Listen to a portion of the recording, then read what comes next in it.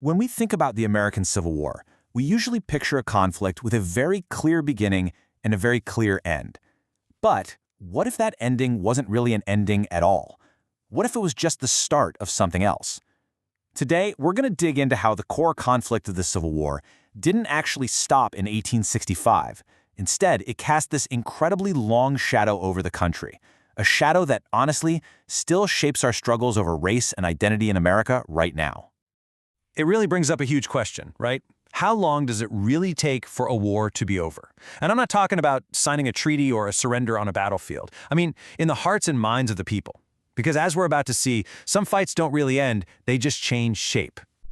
Okay, so let's just boil the war down to its absolute core. It was really a clash of two completely opposite goals. On one side, you had the Union, fighting to keep the nation together as one country. And on the other side, you had the Confederacy, fighting to preserve an entire way of life, an entire economy built on the institution of slavery. This wasn't some simple disagreement. It was a fundamental battle over what it means to be free. And that battle, it plunged the country into the deepest crisis it has ever known. To really get a handle on where we are today, we have to start right here, at this moment that defined everything that came after. So, on paper, the end looks pretty clean-cut. It's 1865. The Union wins the war, and the 13th Amendment is passed, officially abolishing slavery in the United States. Period. You'd think, okay, that's it. That should have been the final chapter. But it wasn't. Not even close. Because the minute the shooting stopped on the battlefield, a whole new kind of fight started. The struggle moved from guns and cannons to this long, violent, and ideological war over what America was actually going to be without slavery. And the pushback was immediate. I mean, think about this for a second.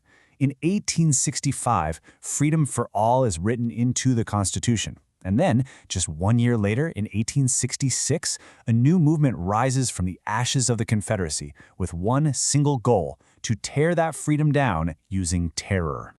And let's be really clear about what the Ku Klux Klan was. This wasn't some random fringe group. This was a domestic terrorist organization founded by former Confederate soldiers. Their mission was brutally simple: use violence, lynchings, and pure terror to put the system of white supremacy right back where it was before the war. You could say it was the Confederacy's war, just continued by other means. Now, this conflict didn't just go away. It evolved. The early promise of Reconstruction faded and gave way to the oppressive system of Jim Crow laws, which made segregation the law of the land. And that set the stage for the next major front in this long war: the fight for civil rights. A struggle that took 100 years just to try and make the promises of 1865 real. And right at the center of that fight was a voice that just captured the conscience of the nation: Dr. Martin Luther King Jr.'s famous dream. Well, it wasn't a new idea. It was the original American promise, a demand to finally cash the check that was written a century earlier with the 13th Amendment. But it wasn't just about having a dream. There was a strategy. The civil rights movement used nonviolent protest to grab the country's attention, to put the sheer brutality of segregation on display for everyone to see. And that pressure, that moral pressure, it worked. It led directly to huge changes in the law, like the Civil Rights Act of 1964, which finally made segregation illegal. Now, the legacy of slavery is absolutely central to this whole story. But the ideology behind it, this idea of supremacy and control, it didn't just stop with one group. That shadow fell on a lot of different communities in America. I mean, you can draw a straight line through American history here. Look at the fight for native land. Decades before the Civil War, the Indian Removal Act led to the Trail of Tears. Well, that struggle over land, over sovereignty, it's not just in the past. It's still happening today in movements like the Standing Rock protests.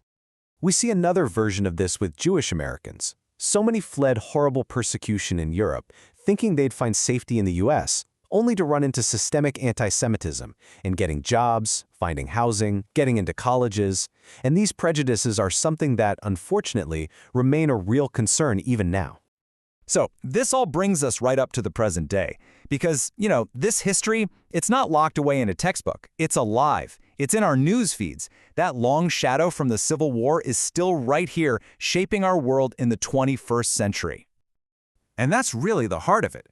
When a movement like Black Lives Matter rises up to protest police brutality, they aren't starting some new conversation out of nowhere. They're continuing that same long struggle for racial equality that kicked off the moment the Civil War supposedly ended.